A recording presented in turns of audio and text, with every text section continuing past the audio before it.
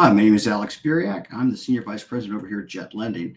And today we're going to go over some common where does the train run off the track topics for investors, where real estate investors can get hung up in trying to review and purchase more inventory, more properties for flip and rental. So we're going to go over some major concepts to try to see if we can help you guys prevent some of these things, maybe some of the things that you were quite aware of that kind of really gets investors. So let's go over some of the topics and see how we can help here. So first thing, investors, what they may lack is a little bit of market research. What is that? Well, it's a little bit more than just value. Whether you are sticking with flipping or holding for rent, maybe you're changing cities or states, understanding the market and the market research of the property, which is your product, is really, really important. I mean, things as simple as what high school does the children go to, understanding job growth in the area, traffic conditions,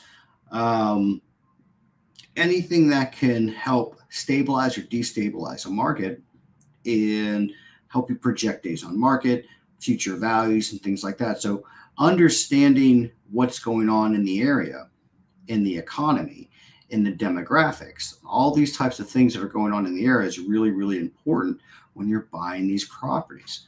Okay, so understanding when you guys are driving for dollars or buying properties, understanding what's going on in the area to see if it commands this type of investment. The next thing that really gets people, and this is the one that actually hurts you the most in the initial evaluation of things, is if you misjudge property values. So not only just the actual repaired value, but the current condition value. We've done a lot of videos on how to project an offer price, but one of the things that gets people the most is trying to come up with an after a repaired value. And they may not have access to MLS. They may not have access to an agent. Utilizing things like Richer Values and House Canary. I mean, you could even go to Zillow and then try to see, at least get an idea of what's going on out there to see what are the types of values, and more importantly, what finishes are commanding those types of values. Okay, so misjudging an after repair value is going to hurt you the most. Misjudging repairs and stuff like that, it stings, but it's recoverable. If you miss a after repaired value, you thought it was $500,000 and it's really $410,000, it's unrecoverable. Okay, so misjudging property values is one of those real big ones that you really, really have to watch out for, and make sure you really set up a good team to help you manage and assess these assets to see if you're in line with your projections. Underestimating renovation costs. Again, this is not as big as misjudging the actual repaired value, but what we're seeing out there as lenders is a lot of these investors are going out and bidding on properties. And what they'll do is they'll get a good stomach view of what the repairs are, but they don't get like a GC bid, or hopefully 2 or 3 GC bids of what it's really going to cost them. So they may project a $40,000 or $50,000 repair, but it's really a $70,000 repair. Now, that may be okay because it may swing your profit margins a bit and you make a little less profit. What really, really hurts you is if you don't have the funds to continue the project. Then you start cutting corners, or you start having draw issues, or you start having other things that are really hindering your process to get your revenue in, okay? Because this is the point in the, if you're a builder, the development stage, or if you're a flipper or a landlord, the renovation stage, this is your risk area, where your money is out and it's not coming back in until your product is done, and you either put a tenant in there or you sell it. So underestimating renovations cost is very big. It's a very simple fix. Yes, should you always consider contingencies on things that when you open the walls, you did not expect there to be that much termite damage or something like that? Sure. But it's a very easy fix if you get a good, well-known team out there, get you guys a good bid. And just remember, the most cheapest and the most expensive bid does not mean it's the worst or the best. So make sure you do your due diligence. You interview these people. You look at their portfolio, the last 3 properties completed, get them their references. Make sure you do your due diligence with your general contractors and your subs, okay? Mismanaging cash flow. So you gotta, like I said just now, if you're a developer or a rehabber, all your money's going out right now. Nothing's coming back in. Yeah, when you do if you're with a hard money lender, you can do your repairs and you get a draw reimbursement.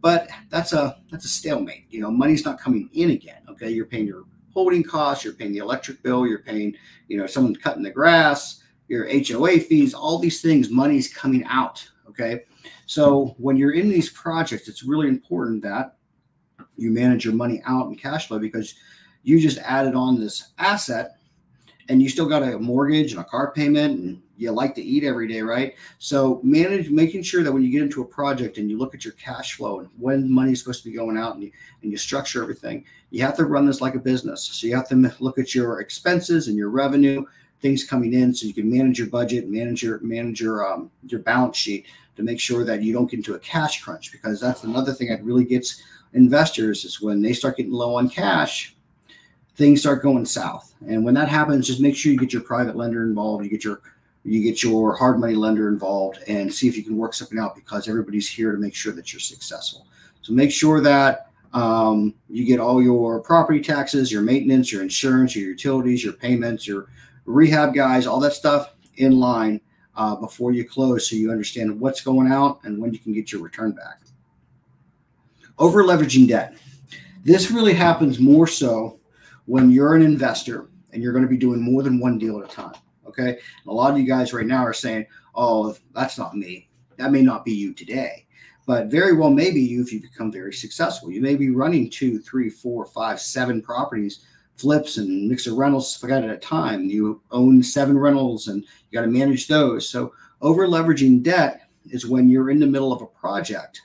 And if you're doing, most hard money lenders are at 70 to 75% ARV, you minus repairs, you hold it in escrow.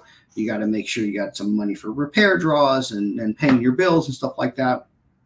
But then all of a sudden, you start going to different lenders and you start leveraging different assets and no one's really covering you. When you go to Jet Lending, what we do is we look at your whole portfolio and say, hey, are you aware that, you have X amount of dollars in the bank? And if you do this, you're really going to be tight.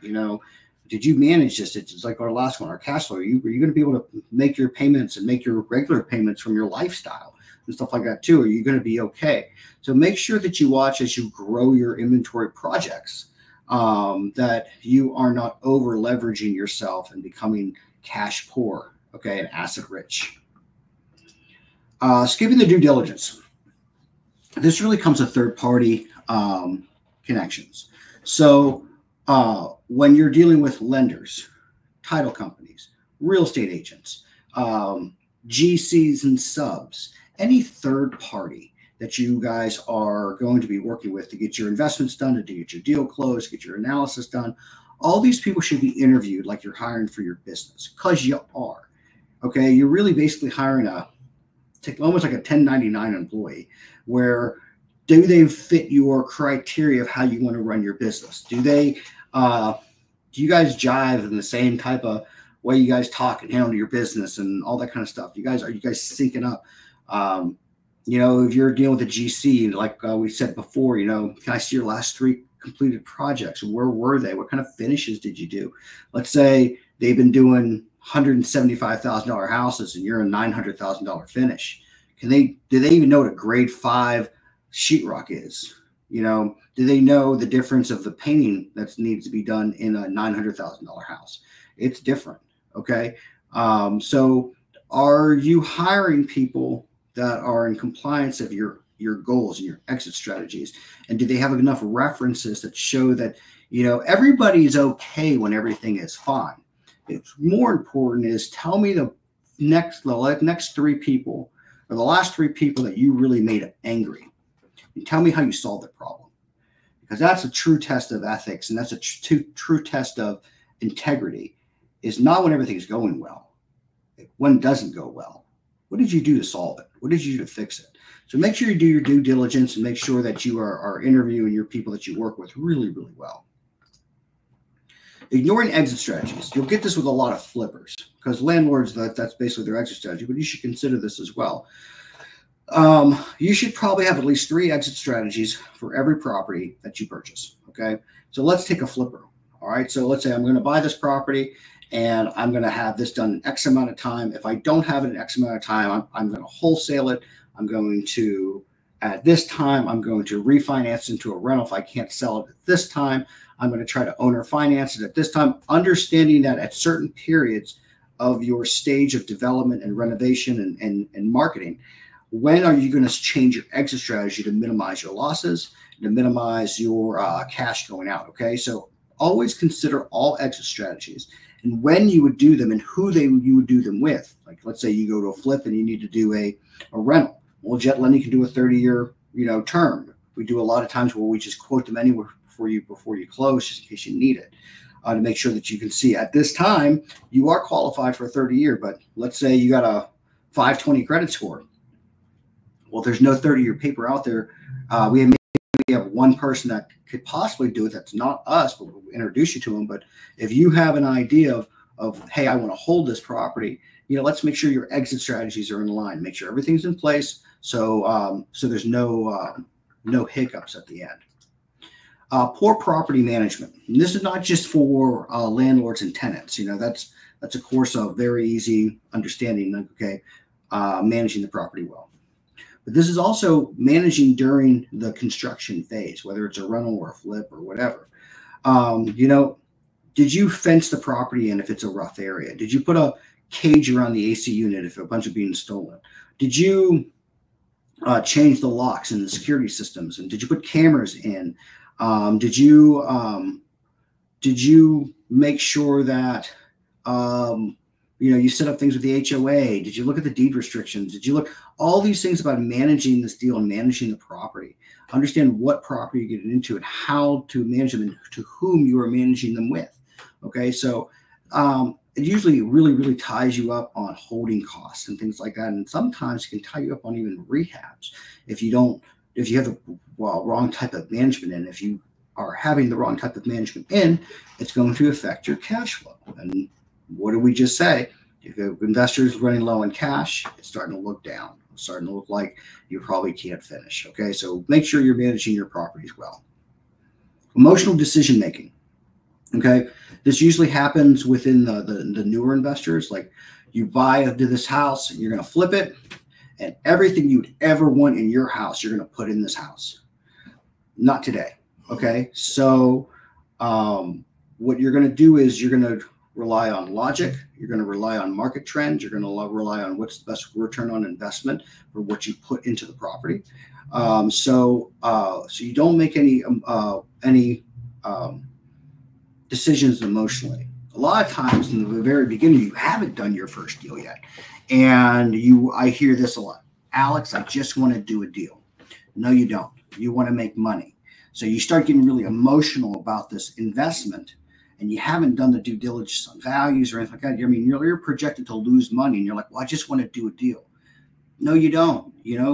Calm down. You're letting your emotions get to you. Okay, this is math, and this is logic. So every time you start feeling anxious or emotional or something about the project, make sure to have somebody or something that helps you recenter, to put everything back in logic and order, so you can make good decisions that are going to make you good money. Okay. Relationships and networking. So whether you're new or seasoned, the people that you network with are going to be fantastic resources to get you out of trouble, to get you things that you need, to get you properties. When you're going to like these events and things like that, I mean, you should be leaving with a stack of business cards or a notebook full of names, emails, and phone numbers. Those people have properties you want to buy. They know painters that you want to use. They have a good property manager. They've got a credit line with a regional bank. A lot of times I see investors, they'll go to these events or they'll go on these podcasts or they'll watch these things, but they won't interact with anybody. So they're stagnant with the knowledge and the personnel and the people that only directly around them, and it's going to limit your business. And that's why these networking events actually happen, so you can grow and find things that you normally don't have access to. So, and I'm a big proponent of just ask, be blunt, be direct, and be bold. If I want to lend, $20 million out this month. I go out and tell people I got $20 million. I got to lend this month. What's your deal? I need your deal. If you're like, hey, listen, do you have a good painter? I need a good painter. Like, oh, and you'll get this. I don't, but Jimmy knows somebody. Just get in with your network. Okay. I'm telling you, this is a thing that we see too often. Not staying educated. This usually gets with the seasoned people. You'll hear this, usually from like a real estate agent, but you'll hear this. I've been doing this for 20 years. Your time in does not dictate wisdom or knowledge. It dictates that you've been around, and that has some value. But you being around without improving your skill and your knowledge base is not any use. All right. So as you move through this game, you have to be able to continually educate yourself and to continually increase your knowledge base with new ideas and new concepts that you may agree or disagree with. Most of the things you'll hear, you could take a little piece of something that seems very, very accurate, maybe forgo the rest. But understanding, industry trends, laws, strategies that come out, all these things, it's very important that you keep up to date with things. This is not, and no, there's no industry that, okay, well, I'm done with school. Usually school starts when the business begins. Everything else has just been a prep. Okay. So make sure you stay educated. Make sure you don't turn into I've been doing this for 20 or 30 years person. That doesn't help you. Chasing trends. You saw this last time in its biggest pivot in the right at the tail end of COVID in about probably the spring, summerish of 22, where we were getting buyers that were buying things 10, 20, 30% over ask day one on days on market. And then all of a sudden it wasn't. So what was happening was investors were chasing that appreciation trend, and they were overbidding properties thinking that the market would cover them at the end, and it didn't. So always stick with tried and true numbers, accurate descriptions of what you need to do in case the market does change unfavorable condition for you. So your still profit margins are built in on how you bought it. Another like trends that can get people not really hard, but like if you guys remember, if you were in the business about 5 years ago, everything was gray in the house. Dark gray, light gray. Subway tires were everywhere and stuff like that until they weren't. Okay, keep classic, keep modern finishes with a classic overpeel where a buyer can come in and just do whatever they want to the house, kind of thing. So watch chasing trends because when the trend ends and you still have your inventory, you're stuck with it. Okay, or you got to put more money into it and make your changes. Underestimating these time commitments. Real estate investment is not a hobby. This basically what you're trying to do is create this to be your business. Yes, it would be great to have 20, 30 rentals and live off the cash flow and stuff, but you're still managing that stuff. This is a extremely high time commitment. When you have in the very beginning, you have two options. You can spend more time or you can spend more money, depending which one you have more of each. Okay. If you have more time, you're not going to spend as much money. If you have more money, you're probably not going to spend as much time because you can buy things and schedule employees and maybe skip tracers and all that kind of things like that. But you're going to pay a little bit of both. This is a very hefty time commitment, especially in the beginning when you still probably have your 9-to-5 job. Trying to get a lender your documents and doing your walkthroughs with your property that you're searching for and making sure you're showing up to closing and now it's closed and you have to go to the property every day to make sure your GC is doing the work, or at least every other day. There's a lot of time commitment. You have to be a good time management person, scheduling out your calendars when you're doing this. You're building a business in addition to what you were already doing. So understand that there's a lot of time commitment in this, and it's very worthwhile if you can do it, but you have to be very, very much into the know of that and to schedule appropriately and stick to your schedules. Okay. Ignoring contingencies. So you're going to have things that go wrong. This is distressed real estate. It's going to happen. Okay. So You have delays, hurricane coming in the Gulf, cost overruns, market shifts. Importance of having a financial operation contingencies are important. You should have a little account just stored away just in case. Let's say you're using Jet Lending and I got $73,000 that I'm supposed to give you in repairs. Okay. And then you guys open the wall and find out that termites ate half the house and you have to reframe everything, but we didn't have a framing budget. Well, sure, Jet's going to help you try to restructure things, but I still only have $73,000 to give you. All right. And let's say framing costs another 20. You got to come up with that 20. Okay. So understand when you're buying distressed assets, the review of the property is very, very important before you close, but you have to understand you're not going to find everything. Did you know that there's going to be a 6-month hold on permits? So now your holding costs increase 6 months. These things are going to happen.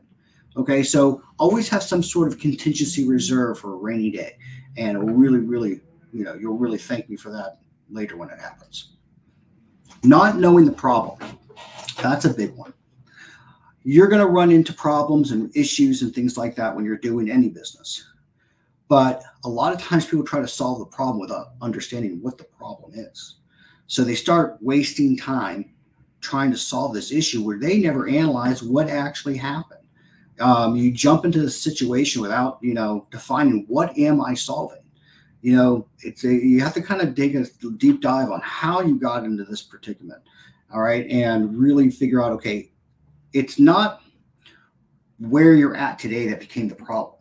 It's what you got you there, or that would put you in the situation you're in. You got to fix this over here to get out of this. Okay. So, and then when you find out what the problem is and you find out a good solution to it, you put in sprinkler systems to put out the fires before they happen. Okay. So you keep a documentation and keep a mental log too of saying, hey, I got to do this next time because that really almost bit me. All right. So here are some of the basic summaries and takeaways of some of the big where the train runs off the track. It's not all encompassing, and we can talk probably 2-3 hours about all the case studies and horror stories that could possibly ever happen and have happened on the over 4,000 loans that I've done and Jet's done over here. So I hope this was informative. I hope this really helped to give you some insight and thought on how you can manage your business and some of the things that you can think of that maybe you haven't thought of on when you're buying properties. Because usually the first thing that everybody thinks of is I need to find the property. And you're right. Well, now you found it. Now what do you do? Now you closed on it. Now what do you do? Okay, so these are some ideas that you can really take home and figure out how to manage your time, how to manage your cash, and how to manage your exits so you can always stay profitable and try to manage any problem with good solutions at all times. I hope this helped, and we will talk to you later.